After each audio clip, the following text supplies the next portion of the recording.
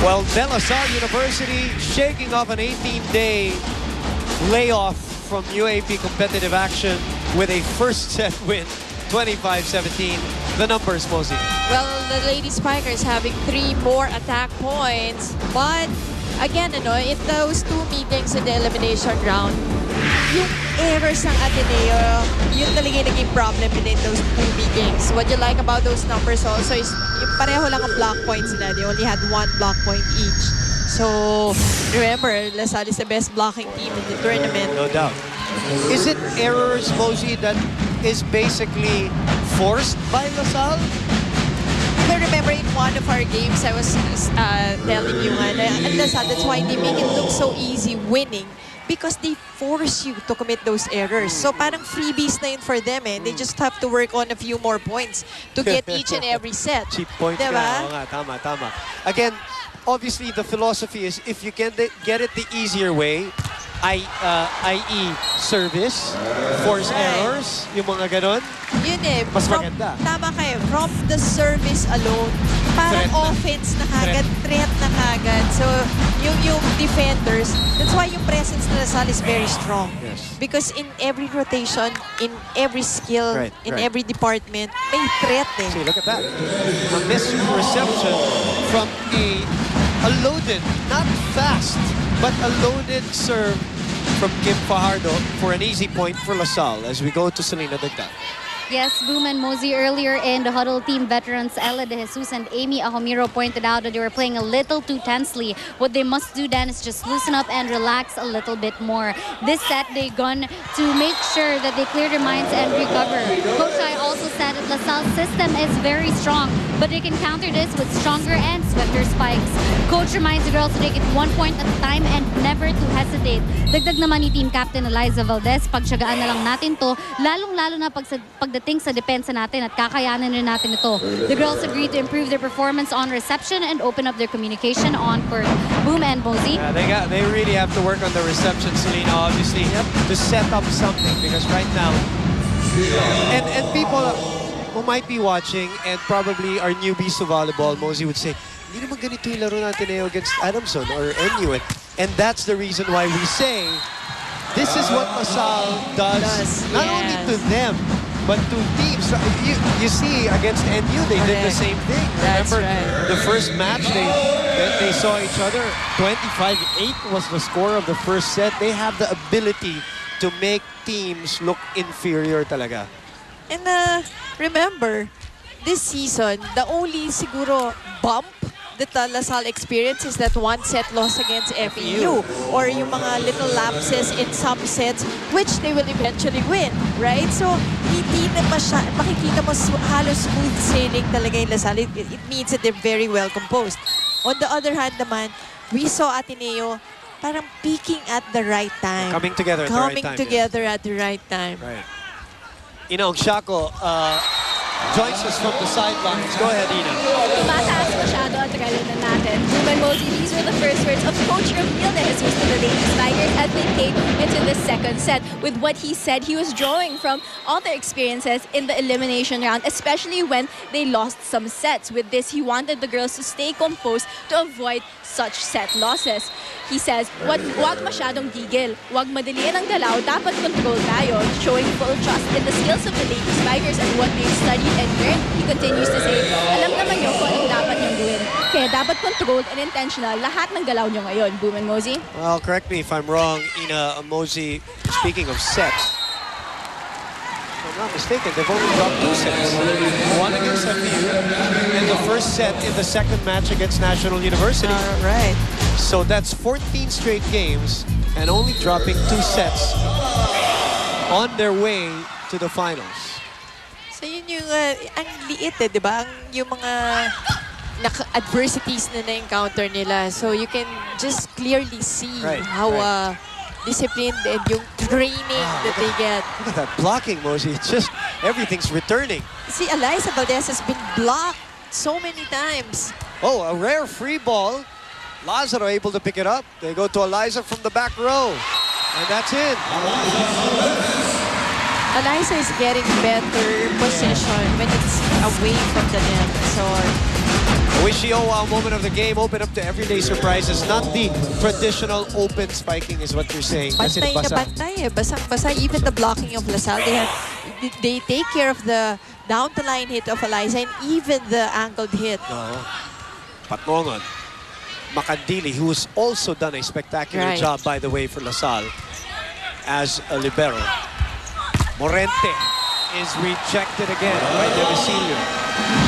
And they get into the first technical timeout of set number 2, ahead 8-4.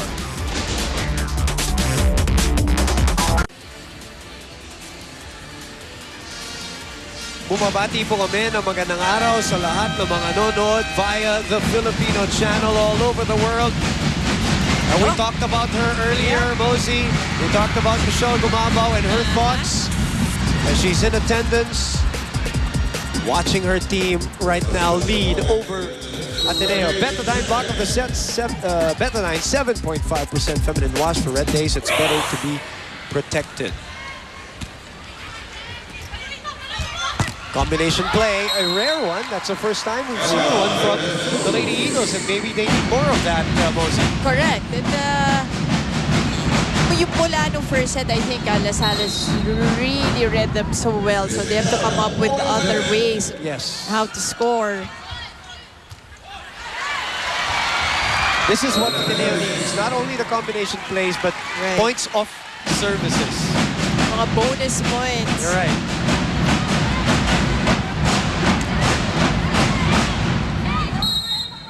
And among the remaining teams, well, in the semifinals, because LaSalle wasn't in the semifinals, dahil nag-abang lang sila, Ateneo was the best serving team.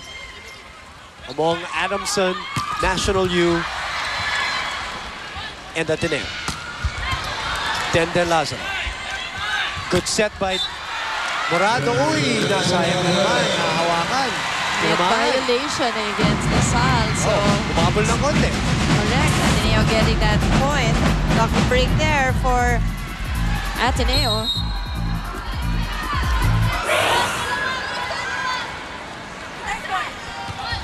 Oh, nice serve. Denden, who has done a spectacular job Correct. for Ateneo this year.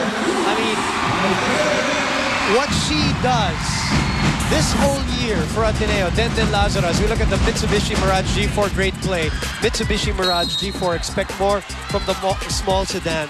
It doesn't always reflect in terms of numbers, stats, and all of that, but a lot of intangibles from Denden Lazaro. I don't think this team will be where it is Correct. without her. That is so true.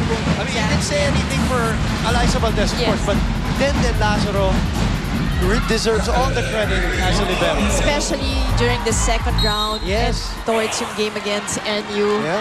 Really did a magnificent job. And you like what the coaching staff of Ateneo did. Diba siya na lang ang solo. Wala na si Beatan. Tama, She was oh. their only libero. Did not rely on anyone else. Great recovery by Ateneo here. But Mika Reyes finally getting a point from a Cherifer high spike of the game. Cherifer PGM, the multivitamins, 4 teams para tangkad sagad. For somebody who had no interest in volleyball, boy, Mika Reyes turned out to be really, really good. Valdez sent back.